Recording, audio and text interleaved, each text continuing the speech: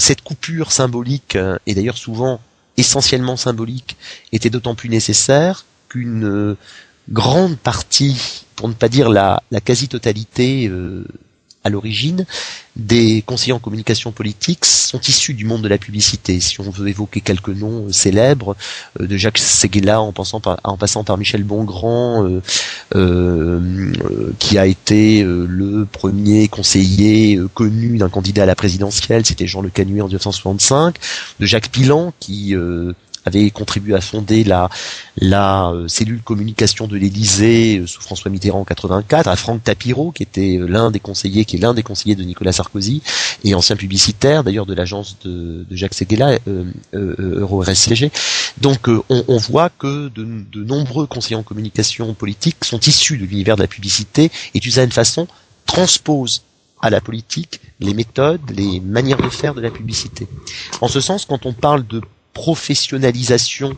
de la communication, terme souvent employé par les analystes comme par les professionnels, enfin les hommes de la communication eux-mêmes, cela soulève souvent de nombreux problèmes. Dans la mesure où professionnalisation pourrait faire croire que on a affaire à des gens qui posséderaient des méthodes infaillibles et donc des méthodes que seuls maîtriseraient. Ce qui, encore une fois, revient très souvent à leur accorder un crédit très largement supérieur à ce qu'ils font, dans la mesure où, comme on est dans un univers qui repose assez largement sur les croyances, l'une de leurs particularités et l'un de leurs savoir-faire consiste très largement dans la capacité à faire croire et à croire également eux-mêmes, bien évidemment, parce qu'il ne s'agit pas de tromperie, hein. Donc faire croire en leur capacité à ressentir les attentes de la population, et notamment bien évidemment des électeurs. Et de ce point de vue-là, certaines analyses savoureuses d'anthropologues ont mis l'accent sur l'analogie que l'on pouvait mener entre le rôle du sorcier, notamment dans les sociétés africaines, capable d'exorciser évidemment les démons, et le rôle des conseillers en communication, capable de faire en sorte que la malchance, par exemple, d'un élu, finalement, soit désormais vaincue. Autrement dit, l'une des nouveautés des conseillers en communication, c'est certainement encore une fois un signe de la réussite de cette activité, réussite relativement récente dans un pays comme la France, c'est le passage, ce qu'on pourrait résumer d'une phrase, le passage de l'ombre à la lumière. C'est-à-dire que, évidemment, ce phénomène vient essentiellement du monde anglo-saxon, des États-Unis et de l'Angleterre. C'est-à-dire que ce qu'on appelle aux États-Unis les spin doctors sont donc ces spécialistes de communication sont assez largement devenus des vedettes. Donc c'est le cas de Karl Rove par exemple, conseiller très important de George Bush. C'est le cas de James Carville, conseiller auprès de Bill Clinton, ou d'Alastair Campbell en Angleterre, l'un des principaux conseillers de Tony Blair, qui était auparavant journaliste au Daily Mirror. Il s'agit généralement à l'origine d'hommes de l'ombre, d'hommes de coulisses, qui sont progressivement devenus de véritables vedettes, écrivant leurs mémoires, faisant l'objet de portraits dans la presse, devenus des sources absolument précieuses des journalistes, et notamment aux États-Unis, invités fréquents des talk-shows télévisés. Donc là, on voit bien que, et d'ailleurs de ce point de vue, à sa manière, la présidence Sarkozy pourrait servir un peu d'exemple de ce phénomène, même si cela dépasse évidemment en partie les conseillers en communication, puisque l'on voit bien que les conseillers du président deviennent en eux-mêmes des personnalités publiques, alors que ils ne sont censés posséder aucune autorité politique propre. Donc évidemment, cela aussi participe d'une forme de mise en scène du pouvoir lui-même, et évidemment certainement de l'affaiblissement d'autres conseillers comparativement à l'appréciation de leur rôle. Maintenant, si on voulait terminer sur la question de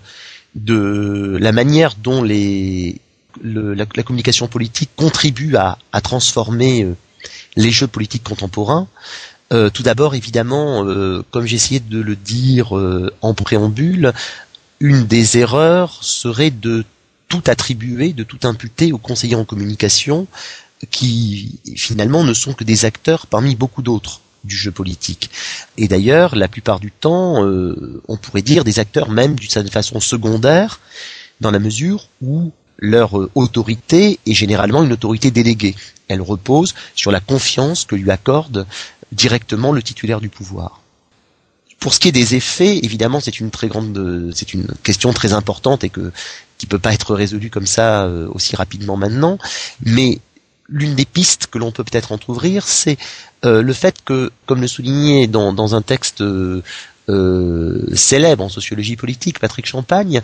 on pourrait dire que d'une certaine façon, le développement de la communication politique contribue à sa manière au renforcement du cercle politique, c'est-à-dire à une forme d'auto-réflexivité et une forme de distanciation, c'est-à-dire où finalement les professionnels de la politique et leur entourage évoluent dans un monde qui tente à se fermer sur lui-même, à se clore sur lui-même. Ce qui d'ailleurs pourrait être considéré comme une forme de paradoxe ou d'aporie de la communication politique, puisque finalement le recours à des conseillers en communication politique vise avant tout à se rapprocher des attentes des électeurs, à saisir davantage quelles seraient leurs aspirations. En réalité, le recours aux conseillers en communication politique revient à rajouter assez largement un échelon supplémentaire entre les élus, les professionnels de la politique d'un côté et les citoyens de l'autre. Ce qui revient finalement à, y compris bien évidemment en recourant à des technologies très compliquées à mettre en place, à produire et à interpréter. Il faudrait évidemment penser avant tout au sondage d'opinion par exemple, à entretenir l'illusion que l'on a affaire là véritablement à une opinion, à ce que pense le peuple, alors qu'évidemment on a affaire à des données très complexes que de savants experts seraient seuls capables évidemment d'analyser. Donc de ce point de vue, l'apparition et la permanence de ces conseillers en communication politique, qui deviennent à leur manière des acteurs à temps plein, à temps complet du jeu politique, contribuent également, par leur simple présence, à transformer aussi les rôles des autres professionnels qui sont en relation permanente avec les politiques. On peut penser aux journalistes politiques, par exemple, qui bien évidemment sont dans une situation assez largement ambivalente vis-à-vis des conseillers en communication, dans la mesure où leur logique professionnelle les pousse à s'en montrer méfiants, à très souvent tenter de démonter les coûts de communication de plus en plus nombreux des professionnels de la politique et de leur entourage, et d'une certaine façon, les journalistes politiques ont également intérêt à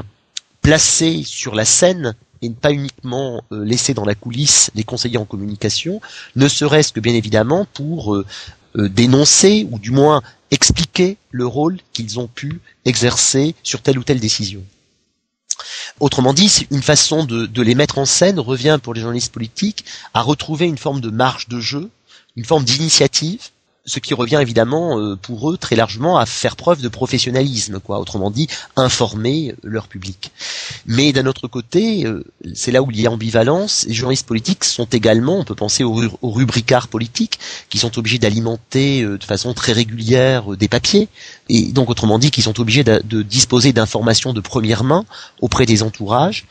des politiques, et qui donc évidemment ne peuvent pas véritablement couper les ponts, encore moins se brouiller avec des conseillers en communication politique, notamment des lieux importants, puisqu'il y va également de leur survie entre guillemets professionnelle, puisque c'est un moyen évidemment d'alimenter leur papier.